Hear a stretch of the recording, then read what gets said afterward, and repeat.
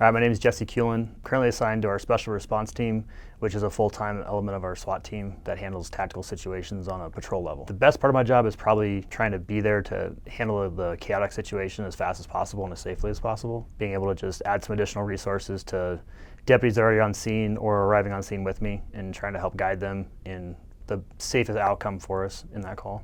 Some of the challenges we face is that it seems like violent offenders are repeating a lot more, so there's a lot more violence out there, and trying to cover down on all the areas where we think that's going to happen so we can have a faster response time. Violent crime is probably the biggest thing. It seems like violent crime is continually to have a steady incline. It seems like a lot of repeat offenders are out there and just committing more violent crimes than I think we dealt with in the last few years. Currently on the SWAT team, there's about 38 or 40. It's a mix of normal operators that handle the actual execution of the search warrants and arrest warrants, 6 or 7 snipers, and then 6 medics from South Metro Fire. As chaotic as the scene is, law enforcement is doing their best to get there and help calm it down as fast as possible. But also understanding that it's not just the line level deputy that's working at it. Being a part of SRT, like I bring a lot more tools than other deputies on scene will have. The sheriff's office is trying to help get more tools out there to help with a chaotic scene faster. In the last 3 years, there's been a steady incline of SWAT calls. It's almost doubled every year for the last 3 years. And that's kind of put a burden not only on the citizens, essentially, but also on the agency as a whole, trying to have that ability to handle those bigger calls with the SWAT team and not tax a lot of the other sections of the sheriff's office, because the team's only part-time. A lot of the SWAT operators come from other areas and have other jobs that they're doing on a regular basis as well. So we bring the big toys.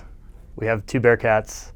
We've got some other armored vans that we can bring out, ladder trucks and ramp trucks that we can bring out. So there's a lot of big vehicles that we bring to a call out, or we can bring to a call out. But the biggest difference between the movies and actual tactics of the SWAT team is we're not quickly breaking down doors unless it's an extreme situation. We're not quickly running in unless we absolutely have to. It's very tempoed on our pace to try to get everybody out as safely as possible. And the last thing that we do is go into the house. We'll make every effort to get somebody to come out of the house to us, on our terms, of course, but we're trying to get them to come out safely, because the safest option is for them to just surrender and give up. We kind of have to take the role of our negotiators of kind of what are they getting and what's their feeling and what's their gut instinct on what's happening inside, versus maybe some of the criminal history of this subject if we know who they are, and if them talking is a good thing.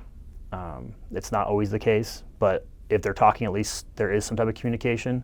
So we have to kind of use that to our advantage as best we can, and then ultimately decide what are the tactics that we're going to deploy in that situation. Calls that we will respond to are usually violent felony crimes, or it's a search warrant for evidence that has a propensity of violence. So a biggest piece where, like, a drug case is not typically a violent case, but drugs and guns kind of go together. So a lot of times if you're serving a search warrant just for narcotics, there's a high propensity of somebody being armed at that residence or that business. So that's why we would serve those type of warrants. So every year we do about 220, 240 hours of training.